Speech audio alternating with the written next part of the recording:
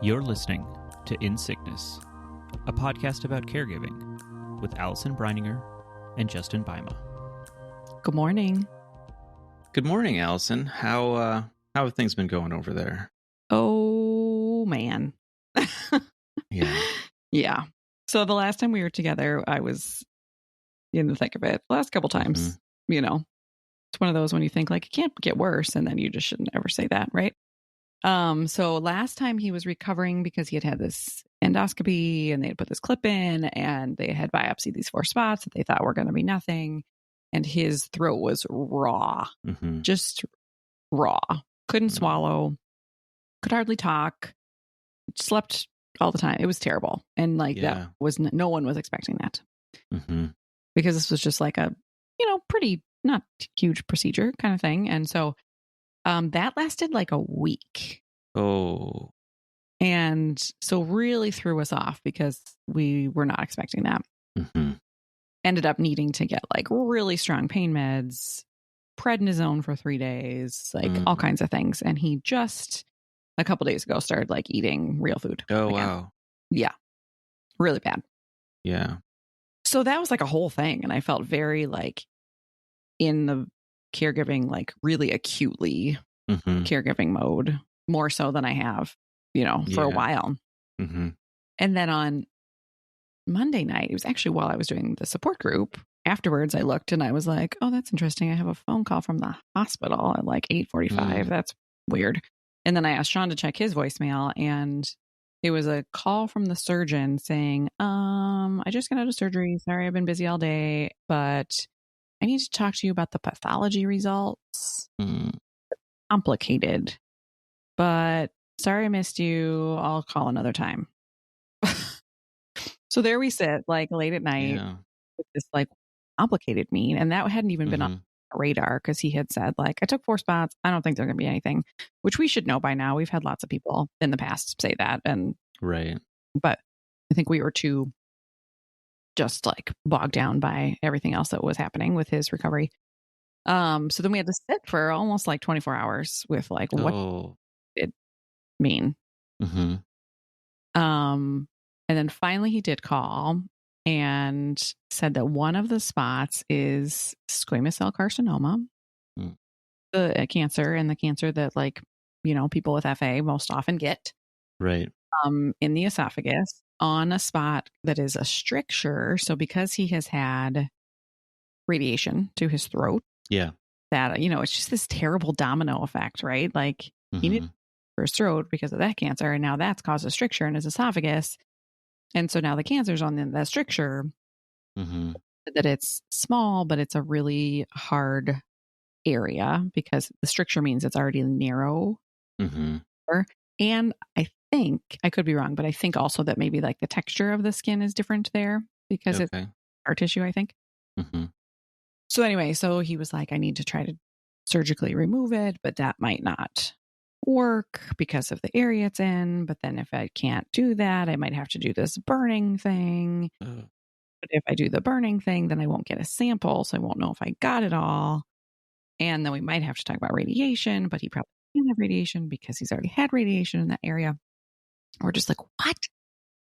So like totally just sort of blindsided by this whole thing. Yeah. And then, so whereas typically I think they would be like, let's snap, let's like get this done. Right. Because the first thing you want to do when you have a new cancer diagnosis is get a PET scan to see if it had gone anywhere else. Okay. But at this moment, he's like so inflamed because he just had this procedure that if they did a PET scan today, it would light up, in different, in places that are probably from just inflammation and not from cancer. So that would confuse the issue. Right. So they want to give him 4 weeks to heal. And then do the PET scan and figure out like, what are they dealing with? Like, is it anywhere else? And then, so that's like middle of October is when that's scheduled for. And then do a surgery November 6th. Okay. And I have said like, why are we waiting 3 extra weeks? And she said partly because they have to like get the PET scan results and then see if they have a new plan and all of that. Okay. Also because she said, essentially this is going to be a complicated surgery and he wants it to be on a day when like he doesn't have anything else going on and he can have the OR for as long as he needs. So that feels like, oh, crap. Yeah. So it's hard to know, like, you know, he's had spots in his throat before that they've been like, okay, we see it, we caught it, we're just going to go in, zoop, take it out, done. Mm-hmm. And I don't know if anybody knows, right, like, yet, but it feels like it could be that, or it could be like a billion times worse. You know, like they go in, they find it, it's too deep, it's this, it's that, it's the PET scan, you know, like, yeah. So it feels very much like it could be this, the continuum of how bad this could be is wide. Right. And we're not going to know for a while. Mm-hmm. That's tough. It's awful. Yeah. So he is physically feeling better now. He has recovered. Okay. Mm-hmm. Oh, that's the other thing, is that because because of, you know, how hard the recovery was for him of that procedure, they know that this procedure is really going to mess him up. Okay. So they're like, we're sorry that we just took your G-tube or closed your G-tube because you're going to need a G-tube because you're not going to be able to swallow for a while. Mm. So they're going to put in a new G-tube. Oh, man. Yeah. But it'll be in a different spot. So. Okay. So at this moment, we are in a space where, like, physically he's feeling, you know, normalish, but we are just like walking around with this like backpack of existential grief and worry. Yeah. For the next bunch of weeks. I'm sorry, friend. Thank you. It's terrible. It is terrible. It is terrible. And I don't envy you sitting there trying to figure out what to say, because there's really nothing good to say. But yeah, it's terrible. So, and also, I mean, it's complicated by the fact that, like, one of our closest friends with FA passed away from esophageal cancer. You know what I mean? Like, this is, you know, so there's all that. Yeah. So, yeah. So that's how I am today. Yeah. So, but I think, I mean, this, in some ways, it's like, is it easier or harder that, like, my job is also in caregiving? Right. Right. I think both. Right. Mm-hmm. So, like, one of the best I felt in the last couple of weeks was like doing the support group. And I was like, finished that. And I was like, oh, I should feel, you know, partly because it's like therapeutic for me. Mm-hmm. But also it's just like such an amazing group of people and all of that, and like conversations with you. And so I'm glad that I have these outlets. So, yeah, I mean, I think there's a lot of things around my stuff than that we could probably have talked about today, but I think we're going to talk about something a little different, just to kind of like be a little more, I don't know, we can dig into like, what does it feel like to all these things, maybe another day. But yeah, anyway, so that's my news. How are you? Oh, well, yeah, I mean, saying anything about how I'm doing kind of feels trivial after all of that, but yeah, I talked about last time feeling really just busy this month, and that's kind of winding down, and that's great. Good. I'm looking forward to some downtime in the coming month. Good. So that's looking positive. Yeah. Things have just been going for a bit, and yeah, good. Well, I hope you have that downtime. Yeah, thank you. Yeah. So this week, I think what we're going to talk about is the ring theory. Our favorite. Which is something, that we've mentioned before as a tool to navigate situations where someone is, as we talk about it, someone is sick, someone is caregiving, and how to say the right thing, not say the wrong thing. And so we're going to kind of dive into that a little bit more today. I'm excited. Yeah. So I figured I'd go through like a little bit of history on it as far as like, where did this come from? Yeah, please. So it comes from, as far as I'm aware, was an LA Times article in 2013 talking, and it was a woman named Susan Silk had this model that she came up with as part of, she had breast cancer and had people saying the wrong things, and developed this tool as like a model for, okay, the article is called How Not to Say the Wrong Thing. So the basic premise, which we've talked about before, is there is a series of concentric circles. Yeah. And in the center is the person who is experiencing the trauma, the illness, whatever it is. Yep. And they can say anything to anyone. Like, if you're in the middle, that's what you get to do. You get to say anything to anybody. Yep. Next circle out is like the next closest person. So like primary caregiver, spouse. If it's a child in the center, it would be parent. Mm-hmm. And then it goes out as like, then it's like maybe immediate family or close friends. And then it's more less or a little more extended family. And then maybe like colleagues and acquaintances and that kind of thing. And the way it works is you can also say anything, but only to an outer circle if it's like how hard this is for you, or you need support because your friend or cousin is going through this. Like you don't get to say to someone in a smaller circle, like, yeah, this is really hard for me to see this going on, and like kind of make it about you a little bit. Right. But you can look outside and go further out and express that and get support. Yeah. So like a bullseye. Exactly. That's that's what it will look like. And so the basic model is you provide, if you're speaking to someone in a smaller circle, your aim is to provide support, to provide comfort, to provide help, and looking further out to get that for yourself is kind of the basic model. Yeah. Yeah. So it's sort of, I think she says like comfort in. Yep. Dump out. Dump out. Yep. Yeah. Yeah. And I love, I was reading some of the history around it too. And it was like two different things that happened, specific things that like prompted her. I think she's a psychiatrist or psychologist that to come up with this theory. Yeah. One was that like she was, going through treatment, wasn't feeling well. A friend wanted to come visit and she said, look, I'm not feeling well today. And the friend said, look, this isn't just hard for you. It's not just about you. What? Yeah, that's... What? Come on. Right. Yeah. And then another one was that a friend came to visit her when she was in the hospital, saw her in this like hard state, and then went into the hallway and like cried to her husband, to the patient's husband. Right. And said, this is so hard on me. I don't know if I can do it, to the husband. Right. So if we draw that picture, right, the Susan was in the middle, her husband was in the next ring. And then this friend was like, ring, ring, ring, ring, ring, ouch. Yeah. Right. And was dumping on the husband who was in ring 2 about how hard it was on her, where really she was supposed to be comforting the husband. Yeah. And then going home and finding a different friend. Right. And I think the thing too is like, it doesn't have to be necessarily even a friend who's like in a circle, right? She could go home, find her next door neighbor who doesn't know Susan. Yeah.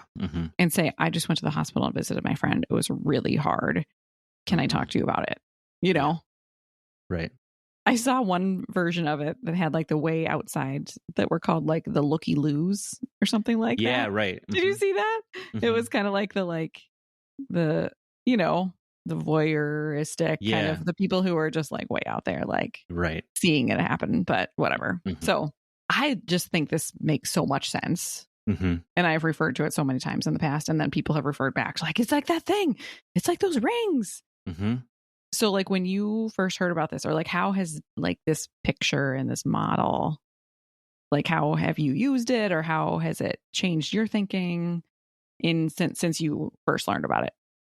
Yeah, I think the way it's impacted me personally the most is I think how I talk to other people going through hard things. And it's not that I was don't think that I was specifically like dumping on people who were going through these things, but it just has been a like reminder that what they need support, and to like make that a goal when talking to them, and to just like to see someone going through a hard thing and to reach out and to offer support if possible, but just, I see what you're going through, this is terrible and hard and I'm so sorry, this is what's happening, that sentiment. So I think that feels like it's impacted me more in me as being someone in an outer circle of someone else in the middle. Sure. More so than I think like specifically with Sarah being sick, because I think it is more for the people further out than like the very close rings. Right. And we fortunately, I think, didn't have a lot of people in outer rings dumping in on us, thankfully. Yeah. Because I think that's got to be real frustrating. and just like, what are you doing? Right. When you to be in those kind of situations. I don't know what your experience has been. Well, I was going to say, let's continue to like paint the picture a little bit. And so like, I'm so glad for you that you didn't have that. Right. Mm-hmm. So because you didn't, let's do a little pretend. Let's pretend someone in your life had done it. What do you think it could have sounded like in your situation? Yeah. Someone, just paint a picture, knowing we're not going to hurt anyone's feelings because they didn't do it. That's great. This is fictional. Yeah. In our situation, I could see someone like coming to me, or, probably not Sarah because she wasn't very conversational at the time, but like expressing, how we miss seeing Sarah at things, and it's really hard that we can't spend time with her and that kind of thing. And we miss seeing her, and that's, really expressing that. And like, that's true. But talk to someone else about that because I miss my wife. Right. And like having her be present for me and all of that. Because I sense that there's a piece of like both guilt there, like in the scenario you just of like, of you trying to, should I get her there? How, but there's also this sense of then the inner circle person having to try to take care of them. Yeah. Right. Exactly. Like I'm picturing Susan's husband in the hallway, then suddenly comforting this coworker and being like, right. They're there, like, I'm so sorry. This is hard for you. Like, what? Why am I comforting you? But what I wonder about though, is like, how do we, sometimes I feel like if we draw the picture, right. And like, let's say Sean's in the middle and then I'm next, like sometimes it's like, can it be lonely if you're in a ring by yourself? And is there a way, I've been trying to picture this, is there a way to like pull up a chair alongside someone in their ring and not dump on them, but be with them, right? So even if Sarah's family had said like, we miss seeing Sarah, I mean, I think there's a way to say those words of like, we miss you guys, that we in a way that is like, this must be so hard, and we really miss you both and look forward to a time when we can be together, versus like, it's really hard for us to not be together. And you know what I mean? Like, I feel like because you want to have it not be cold, right? You want to like, how is it that we can show up in a way that's like, I see this is hard. This is hard. And I care for you without making the people take care of us. Does that make sense? Yeah, it does. And I think your example was maybe a good start for that, is like, expressing it's really hard to not see Sarah. And I can't imagine how much more difficult this must be for you. Maybe as a way to acknowledge that you are seeing the hardship and seeing the pain. And it's probably a fine line between acknowledging that and the impact on your life without making it about you. But I think you can do that. Yeah. And especially if you use that as a moving point to, and this must be so much worse for you. And as a launching point to provide that comfort inward. It's not, you're not using it as an opportunity to then try to get support for yourself from that person. Like that is not your goal in that. Right. I think that's the key, right? Is that it's not about flipping the table so that suddenly someone on the inside is having to take care of or fix something or change something to take care of you. But I think that sometimes I think people might be afraid to not say anything because they're like, well, what if I say something and it's not about me? Or what if I stay so cold that I just, because in some ways, I'll speak for myself that it can feel, I don't know what the right word is. Good to know that like this hard thing that's happening to me is also impacting others, meaning that other people are heartbroken about this diagnosis, right? Like that makes me feel less alone knowing that other people are heartbroken. I don't want people, you know what I'm saying, right? Yes. And so if people are just like, wow, Allison, this must be hard on you, that is, it's like, yes, that's true, right? But it's like putting a spotlight on you and like you're on this stage and everyone else is just like looking at you. Right. And there is some sense of distance or exactly. From everyone else around you, which doesn't feel like the right model. Yeah. Right. Like I'm picturing like all the rings, right? Like let's picture the rings like drawn on the floor or whatever. And I'm just like sitting in a chair in ring number 2. Yeah. And it's like ring number 3 through 1,000. They're all over there like, this is our talking, but they're like, ooh, but we can't say that to her. Right. And so that I'm just like in this ring number 2 by myself. And that's not how I actually feel. Right. But you know what I mean? Like, and so it's like, how can we use this beautiful, helpful theory, but not let it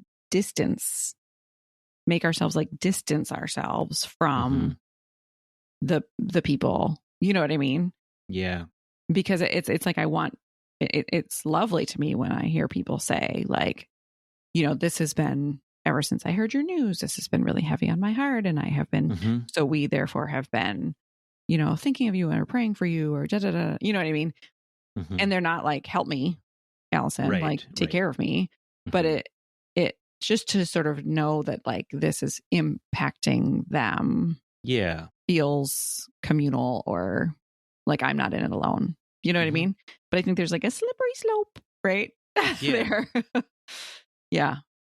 Yeah. I think with like our situation, like knowing that people miss Sarah, that's an important thing to want to know and hear. Yeah. Because it's like they care about her and they want her to be doing better and they wish that they could be seeing her and spending time with her and all of that.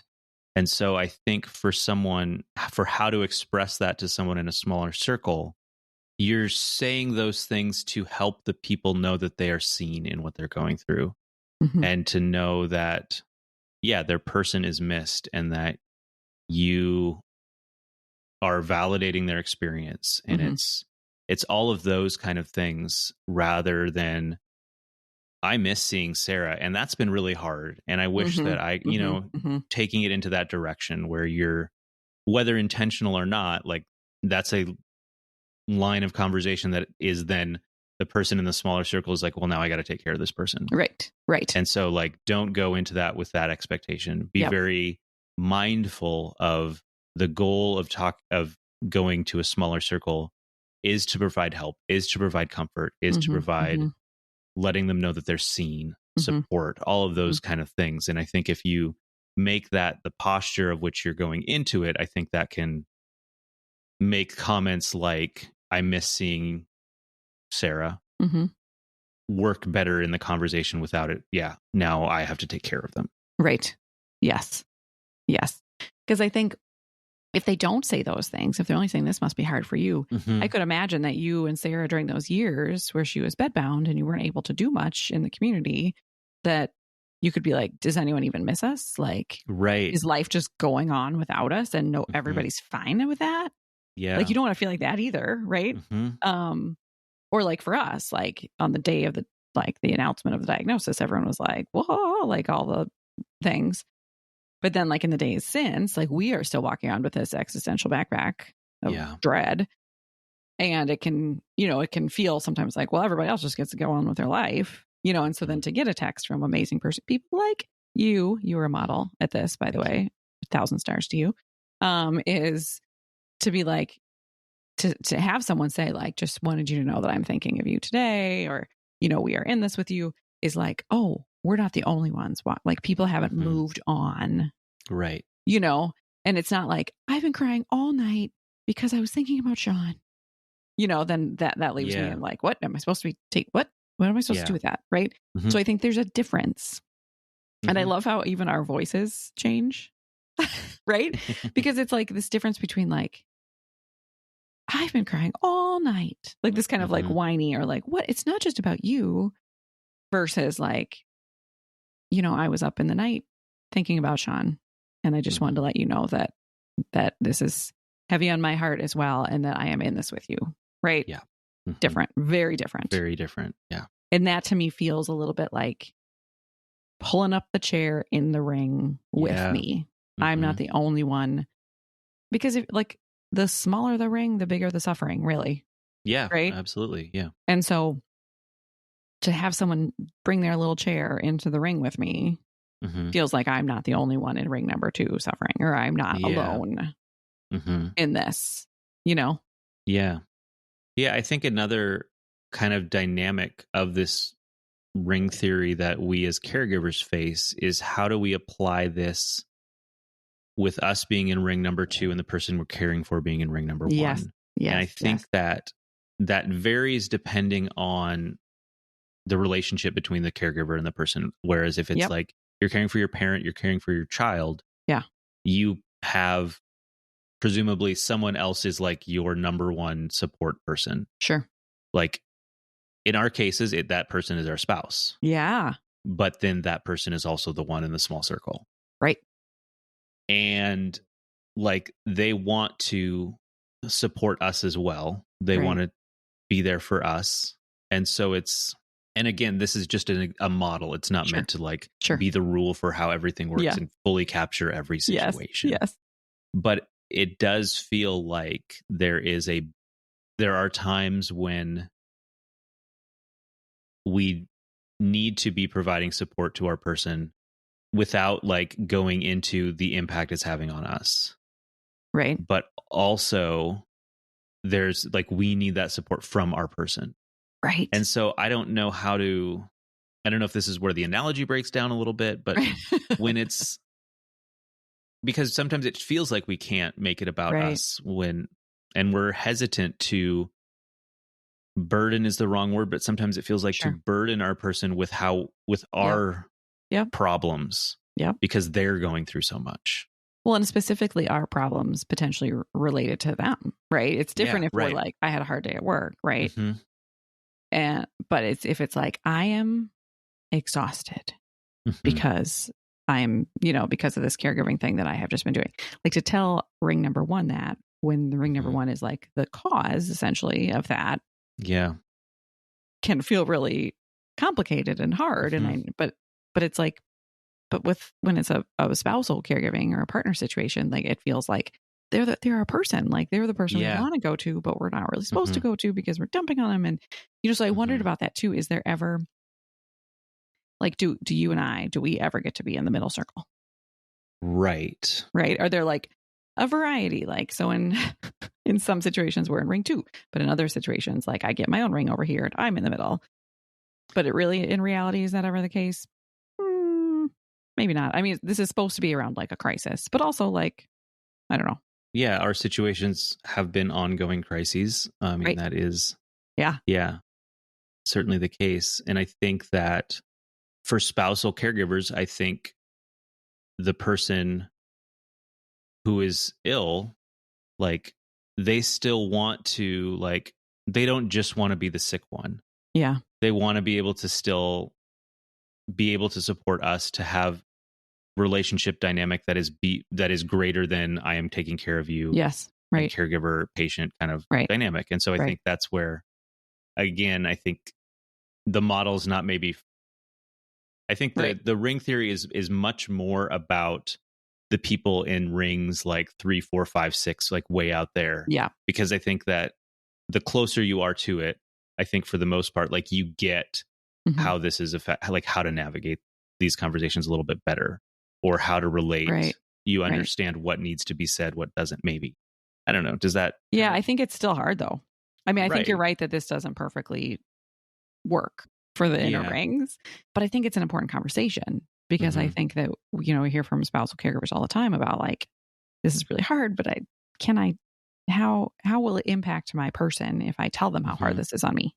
Right. Like one time within the last month or so, I said to Sean something like, sometimes I can just feel like lonely because, I got this teenager, she's very independent, and Sean just like sleeps more than the average bear, and so like I'm out doing the yard work, I'm doing the whatever, and I'm just like by myself.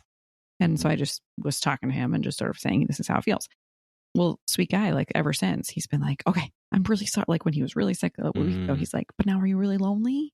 And like, and then I'm like, oh, maybe I should have never said that, because clearly now he's carrying this thing around of like, she's lonely. And, and so it's harder, when it's like I say cause, and that feels hard, but you know what I'm saying? Like their illness I know what you mean. Is the cause of our hardship. And so I'm drawing a circle with my finger because I am picturing this sort of like loop between ring 1 and 2, right? Of like, for us to say, this is hard for me, they could either be like, oh, you think it's hard for you? Try being in this body, right? Right. Or they could have a lot of guilt, or they could whatever, right? So I think that's a tricky thing for us as spousal partner caregivers to navigate. Right. Because even if we find like ring 3 or 4 or 5, 6, 7 to say like, oh, sometimes I feel lonely, we can get that support somewhere else. Yeah. But sometimes that's sad because it's like ring 1 is our person. We're not getting it where we want to be getting it. Yeah. Yeah. Yeah.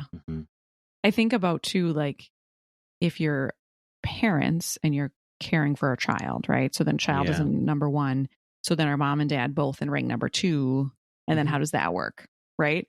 Because are they able to say like, this is really hard. I know it's really hard. Like, you know, like, is that easier or is it harder? Because they're both like in it, or there's like person I know where it's like a mom and then a grandma, and the mom and this ring theory has really helped them because the mom is sort of like, well, I'm ring number 2, and the grandma's like, well, I'm basically ring number 2 too. Yeah. And so she wants to talk to her daughter about how hard this is, and her daughter's like, nope. Like, you're in ring number 3. Right. You don't get to like dump on me. But then the grandma's like, well, I don't have anybody else who gets it. So I think that's the thing too, is like, these inner rings can be so tricky because we need our people to like be there for us. But then also like our closest, our 3rd or 4th or 5th. But then we also need them to like have somebody else. Right. It really, for this model to work really well, like it's speaking to the importance of community. Yeah. And this like extended community where your supporters have supporters, and like this sort of like almost idealized like dynamic, which you kind of referenced there isn't always the case. Like maybe someone in ring 3 doesn't really have anyone else that they feel like gets it. And so like, what do they, yeah, they can talk to a neighbor, but it's like, it doesn't feel like they're getting the support they need there. And that's tricky. And I don't know what the solution is there other than like seeking out situations where there's that support. I guess I think of like, you run these support groups, like that's a place where you could go find a support group where you can express and people will understand, and you are all like far out rings from each other's people. So like there it's a very easy, and well, maybe not easy, but like a good place to go through that and to be able to dump out what you're feeling, because you're not in each other's lives in that sense necessarily. And then maybe from that you develop a good friendship with someone, and then you have someone in a further out circle that you can connect with. Like, I think that would be an ideal situation. Right. Yeah. Because if you think of it, and that has happened actually at these support groups, that there are people who would say like, my person has this. Oh, well, my person has that same thing. And then they start connecting. And so then they're able to say, because a big piece of it, and this is what I hear all the time when people sign up for these one-on-one sessions with me, is they're like, I just want to talk to someone who gets it. Right? Because saying to your neighbor, like, oh my gosh, I just spent the last 3 days in the hospital with my person who is they might, usually their eyes will get all big and they'll be like, oh, and then suddenly you're taking care of them because they're like passed out because they are not used to hearing all these medical terms, And so finding a buddy, a chronic illness buddy, caregiver buddy, or whatever that is, who gets it and who isn't going to faint at the sound of all these words. And you know what I mean? Like, I think that can be a great support. So even like how you and I, support each other, right? Yeah, right. Like, I think that we're able to kind of go back and forth, and it doesn't, I hope that it feels like it's a reciprocal kind of thing. Sure. And we both kind of get it, and we're both like in it and are able to like, So I think that's actually a great, I love that sort of solution of finding a buddy who kind of gets it, right? And I'll just say too, I didn't mean for this to be a plug, but I'll just put it out there that like that's part of what I do, right? Is like both in these support groups, but also in the one-on-one, right? Is that like I can be that outer ring for people who need to just say like, whoa, and again, like I get it. And so then therefore I'm able to like support in that way and be an outer ring. Because like I'm even finding I'm just about ready to cancel my my own therapist because she just doesn't get it. She doesn't get it. Right. You know? And, it's like, I don't need to be taking care of her or explaining stuff to her or to what you know what I mean? Nope, don't. Yeah. So I just think having people who get it is a huge piece. So it's a huge piece. More than just being a bigger circle. It's sort of like a nuanced bigger circle. Yeah. Right. Right. Yeah. For sure. I wonder about, like, we talk about there's no one, like, it's hard to find people who get it. Yeah. And I wonder if to some extent the fact that, like, people don't talk about being caregivers, people don't talk about caregiving, like, that masks the fact that there are people out there that we know that maybe would get it, but we just don't know what they've gone through or what their situation is, to where, like, if in general society was more open about this kind of stuff, that it would be more apparent who these people are that we could talk to. Totally. Yeah. Absolutely. I mean, I can't tell you how often, we get emails from people who found this podcast and are like, what? I didn't know that there were other people out there going through this. I thought it was just me, And so, I mean, that's part of what we're trying to do here is, like, by talking about it more, to realize, like, what? Because it's such an isolating thing to go through. We're all just in our own little houses doing this. And so, like, when you show up at work, people have no idea that that's what you're doing. Right. So then you don't feel like you can talk to that person about it. Right. Yeah. Right. Yeah.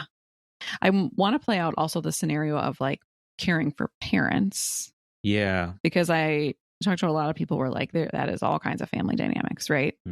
So it could be that, like, let's say you're caring for the mom and she's in the middle. And then let's say you're the, like, primary caregiver. So then you're ring number 2.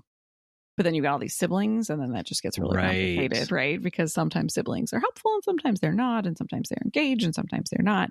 And then sometimes sibling in ring number 7 can call ring number 2 and be like, this is so hard. And you want to be like, really? Right. I could see, like, if there is a sibling that is the primary doing the bulk of the work and thus in ring 2, that there could be other siblings that do think that they should be also in that ring, that they are also in that ring, when with how things are actually functioning, that's not necessarily the case. Exactly. Yeah, that's got to be a tough dynamic. Yeah. Oh man, siblings with caring for aging parents. Whoo. It's a whole thing. It's a whole thing.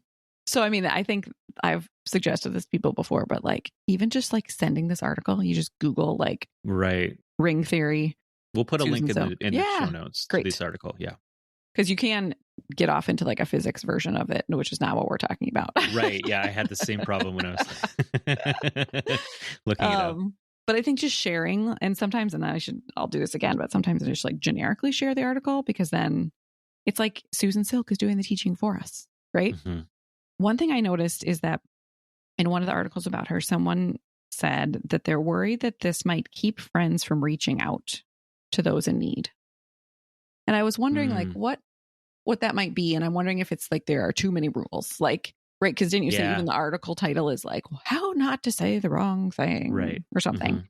Yeah. And that can feel really daunting. And so then you can be like, I just am going to not say, I'm just going to, and I have close people in my life that have been very quiet in hard times of my life. And I would guess that it is for that reason. Yeah. I would guess that they are like, I'm going to say the wrong thing. And it's probably especially pressure because I'm, this is my gig, right? This is what I talk about all day. But, like, I'm going to say the wrong thing. Therefore, I will say nothing, which just leaves me being like, what, are they even tuned in? Do they even know? Like, I'd rather they say just, like, thinking of you, period, done. Great. Yeah. Because, again, when we hear silence, they can feel like we're forgotten. And that feels gross, So I think we don't want to use this as, I think that that's a pretty intimidating article title, right? And so I think that can easily make people just shut down and be like, well, then I'm just not going to say anything because I don't want to say the wrong thing. Right. So I wonder if we could do a couple of scenarios or a couple of practice things as we're thinking now about our supporters, right? Which is really any of us. Any of us are like, even if we're ring 1, we're ring 2, there are other scenarios in our lives in which we're 7, 8, 75, whatever. Right. Yep. So let's think of a scenario or like, what are some things that we could, you got this friend I'm like, let's take my situation, right? You've got this friend, her husband's got this new diagnosis, and they're in the waiting time. Yep. What might you, and it's feeling really hard for you for all kinds of reasons, right? Yep. What would you say to your friend in ring number 2? I mean, I would approach it from, I want them to know that, especially after the initial, like, we got this diagnosis or the event, when there is often, like, everyone is like thinking of you, I'm so sorry. Like, there's an outpouring at that initial moment. I think with your situation where there is an extended waiting period, that is, must be a really just tough time to wait for that long. And I would imagine that knowing that people still see and are aware of and are remembering that you are waiting and you are dealing with this in the days, weeks, months after the initial thing. So I think as someone in a situation like this, continuing to reach out, and it doesn't have to be a lot. It's just like, hey, I still see that you're going through this, that you're still waiting. I'm still remembering you, and we are here waiting with you. Like, that's, I think, a great start. Yeah. Well, I love that, like, remembering you and waiting with you, right? Even the waiting with you, like, I get the visual of, like, you and Sarah pulling up your lawn chairs next to me in the ring. Right. So it's not just like, I see you in there in that second ring, and that must be terrible. Bye. Right. It's sort of like, we are waiting with you. We are, and I could see, right, with any of these, it depends on the day. Right. People who are in hard times have all the emotions. And so that you might say the perfect thing. Yeah. But it might not land the right way on a certain day. And we just all need to know that. Right. Yeah. Like, some days I'm like, I just want people to just talk to me about plants and puppies and not about cancer. And then other days I'm like, why are they only talking to me about plants and puppies? Don't they know that I have cancer going on? Right. So you really can't win, because it's just hard times. But I think that that's a beautiful, I think that piece too about, there's the crisis, but like for so many of us, it's a long-term thing, So even for those, you always say, like, years that Sarah was in bed. Yeah. Right. So for how would have people like reach out to you, like years in, and not just be like, oh, she must be fine. Yeah. I'm thinking even too about like my parents, right? Or Sean's brother, right? So let's picture them all in ring 3, 4, whatever. Yeah. Right. And someone maybe reaching out to them because they are, in a lot of ways, they are like the secondary caregivers. Yeah. And so, but, someone making sure that you also notice and recognize that those rings too. Like we talk here a lot about like ring 2 and we, care for the caregiver.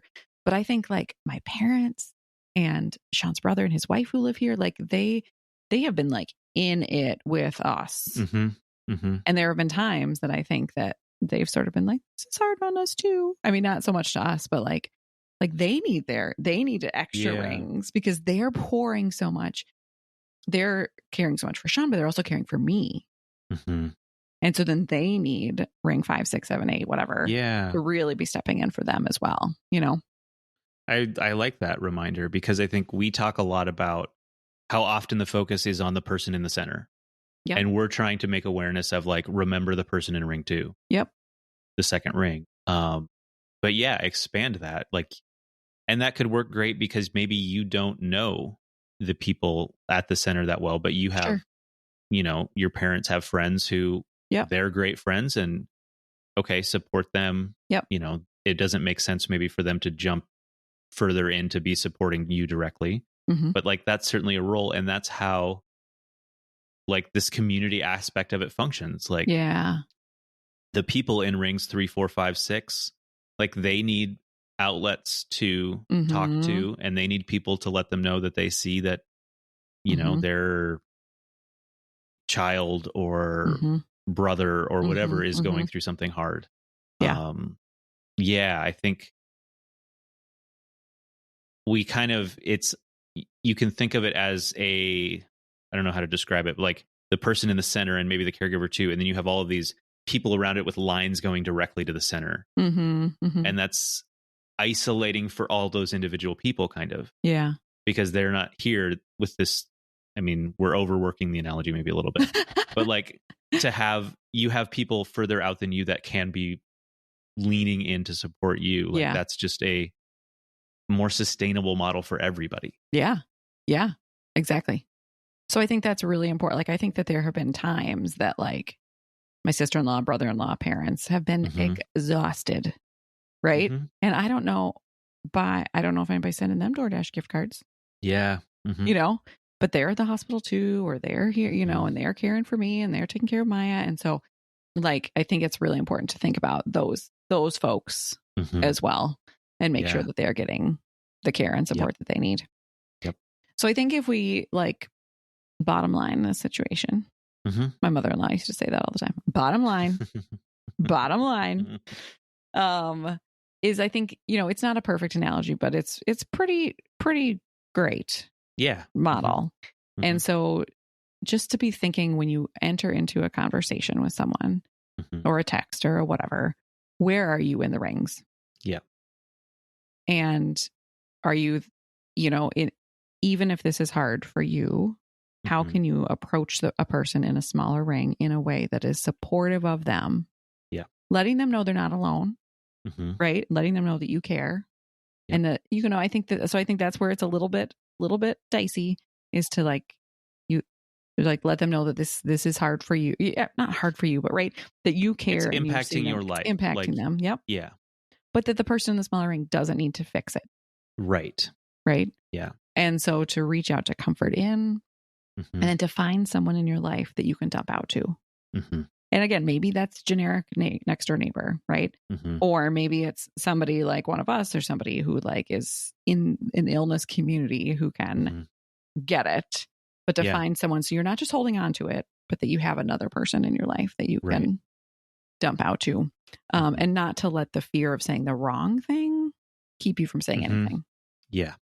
I think when in doubt, you can just say like, thinking of you, no need to respond, period. Yeah.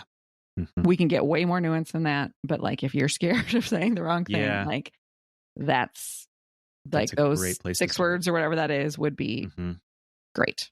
You know, 7 words. Yeah. Any other things you want to add to the bottom line? Yeah, I think as a supporter, as someone in an outer ring, like don't get hung up on, okay, which ring am I in specifically? Yeah. You don't have to map it out. Right. Just focus on the simple, like someone closer to the situation.